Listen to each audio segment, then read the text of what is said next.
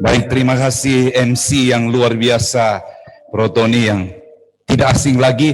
Saya naik kedua kali lagi. Tapi kali ini saya didampingi oleh yang paling saya kasih. Saya selalu bicara di mana-mana, kalau Tuhan izinkan saya hidup satu kali lagi, saya tetap cari ini sebagai istri saya. Baik, nama saya tadi sudah disampaikan, Dwi Yanto Tantri, kami dua tinggal di Keva.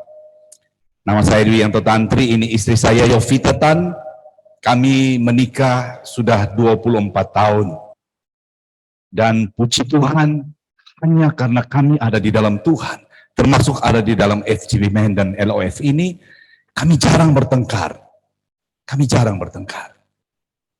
Saya tidak tahu kenapa ya, tetapi belakangan saya sering kalau menghadapi apapun, saya selalu bertanya kepada penasihat spiritual saya. Orang suka berkata, masa begitu? Saya katakan, saya ini omong banyak. Istri saya omongnya sedikit, tapi dia sangat berhikmat. Jadi seringkali ada hal-hal penting di dalam hidup kami berdua. Saya selalu bertanya pada dia, apa yang kita harus lakukan? Dan banyak kali hal-hal yang dia sampaikan itu ternyata belakangan benar. Jadi kenapa kami dua jarang bertengkar? Coba Yun cerita sedikit. Kami dua jarang bertengkar. Baik, terima kasih.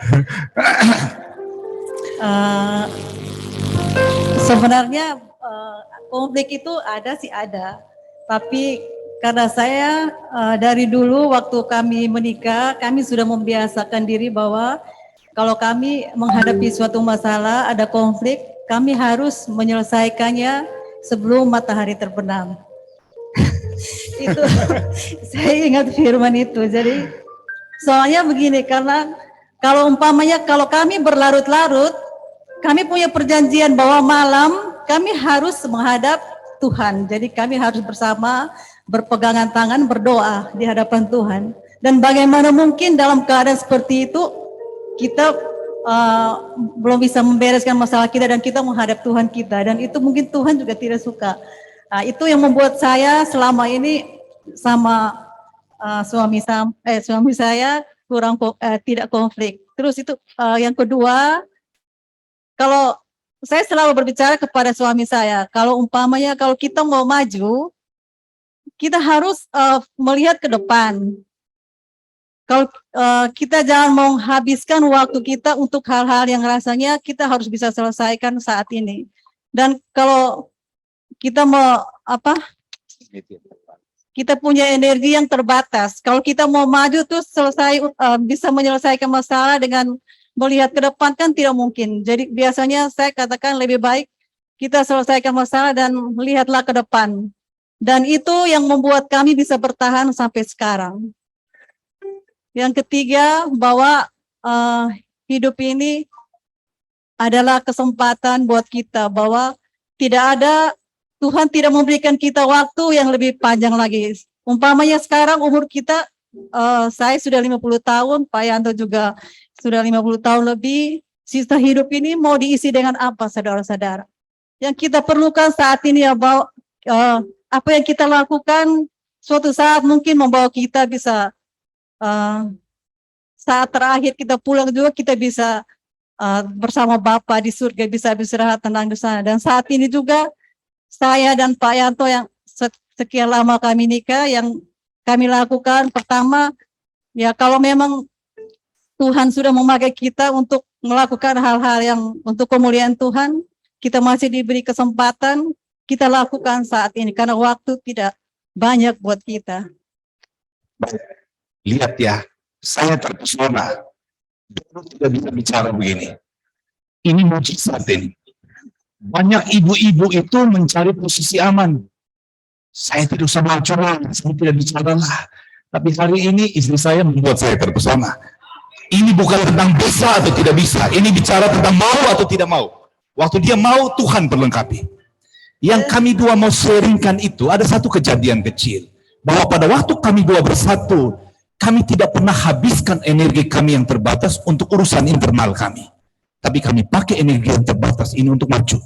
Dan Tuhan percayakan kita untuk menjadi jawaban bagi pengharapan orang lain. Ini yang paling penting. Waktu kita tidak sibuk tentang internal kita, kita mampu melihat apa yang Tuhan percayakan. Kami punya toko bangunan di Kefa. Dia bosnya, saya pembantunya. Ada satu kejadian, ada satu keluarga, suaminya kontraktor, istrinya anggota persekutuan doa kami. Istrinya sangat rohani sekali, tapi suaminya sangat tidak rohani. Karena istrinya baik dengan kami memberi hutang pada waktu mereka kerja proyek. Dan hutangnya sampai nilainya cukup besar. Tapi kami percaya karena istrinya sangat rohani. Anggota persekutuan doa kami. Tapi dalam perjalanan, entah apa yang terjadi, apakah mereka perjanjian kerjanya yang tidak jelas atau apa, kemudian mereka ditipu orang habis-habisan. Mereka sudah menjual semua yang mereka miliki, mobilnya, rumahnya, tanahnya tetap tidak bisa tertutupi. Terutama hutang mereka di toko kami. Tidak bisa tertutupi. Mereka sudah betul-betul dalam kondisi yang sangat susah sekali. Tapi mereka dua datang kepada kami dan berkata, kami tidak mampu untuk membayar. Tapi beri kami waktu, kami akan selesaikan. Tapi setelah itu kami perhatikan, mereka berdua sekarang suaminya mulai ikut cari Tuhan. Dalam keadaan sudah hancur, datang cari Tuhan. Kemudian satu waktu dia cerita pada saya, tentang satu cerita yang membuat saya akhirnya tanya kepada Yun, apa yang kita harus lakukan?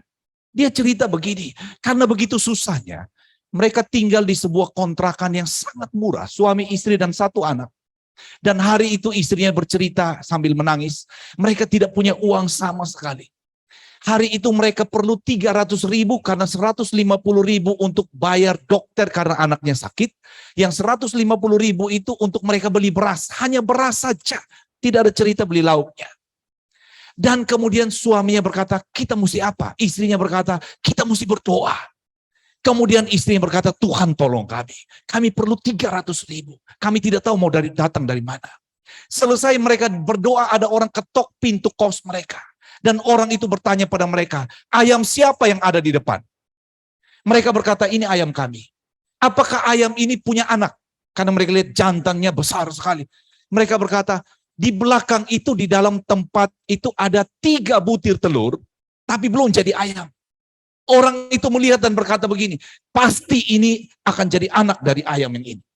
Sekarang saya titip uang ke kamu ya. Karena ada 3 telur, saya kasih harga 1 telur 100.000. Ini 300.000 tolong jaga. Kalau sampai dia jadi anak ayam, saya akan datang dan ambil anak ayam itu. Istrinya cerita pada saya sambil menangis dan berkata kepada suaminya, kamu lihat Tuhan. Ini tidak masuk ke akal sama sekali. Bagaimana dia bisa membeli telur seharga 100.000, tepat 300.000 yang kita minta. Dia cerita begitu, dia pulang, saya bilang ke Yun, ini bukan kebetulan, dia cerita pada kita. Ini tanda Tuhan mau kita dua intervensi dalam hidup mereka. Jangan biarkan ini berlalu. Kemudian saya bertanya pada penasihat spiritual saya, apa yang kita harus lakukan? Kemudian istri saya berkata, kita tolong mereka. Walaupun utangnya belum lunas, kita tetap mesti tolong mereka. Singkat cerita, kami tanya mereka, maukah kamu pergi tinggal di Betun, di Malaka? Mereka berkata, di mana saja, yang penting kami bisa hidup. Kami berdua pergi ke Malaka, cari buat mereka tempat, kontrakan buat mereka tempat, bayar kontrakan itu, bangun buat mereka tempat usaha, kasih barang buat mereka. Sekarang sudah 2 tahun setelah kami intervensi. Dan mereka sudah maju sekali. Waktu kemarin kami pergi ke Betun, lihat mereka. Kami dua terharu karena rumah mereka sekarang jadi tempat rumah doa bagi orang-orang yang ada di Betun. Dan kemarin mereka datang bawa orang begitu banyak ikut persekutuan doa. Saya bilang kepada dia, ini kalau kita cerita pada banyak orang, mereka tidak bisa terima ini. Bagaimana orang belum habis hutangnya, kita sudah bantu lagi dia. Bukankah kita bisa berkata, selesaikan dulu utangmu. Tapi di dalam Tuhan ini cerita jadi berbeda. Tapi ini baru bisa jalan kalau kita dua punya hati yang sama. Maka FCB Men kalau sudah ketemu dengan LOF, perkara besar Tuhan pasti siapkan. Yun matang balik. Ini terharu ini. Terharu. Ya, jadi itu saja yang kami dua mau sampaikan. Sudah? Terima kasih. Makanya saya katakan tadi, saya bersyukur saya punya istri yang punya hati yang begitu lembut. Dia tidak tega lihat orang lain susah. Jadi karena itu saya bilang, kadang-kadang kita baik ini orang anggap sampai dibodohi orang. Tapi lebih baik dianggap terlalu baik sampai dibodohi orang daripada menjadi orang yang kurang baik. Jadi ini saja kesaksian kami. Terima kasih, Tuhan memberkati. Shalom. Baik, sekali lagi tepuk-tepuk tangan untuk Tuhan yang luar biasa.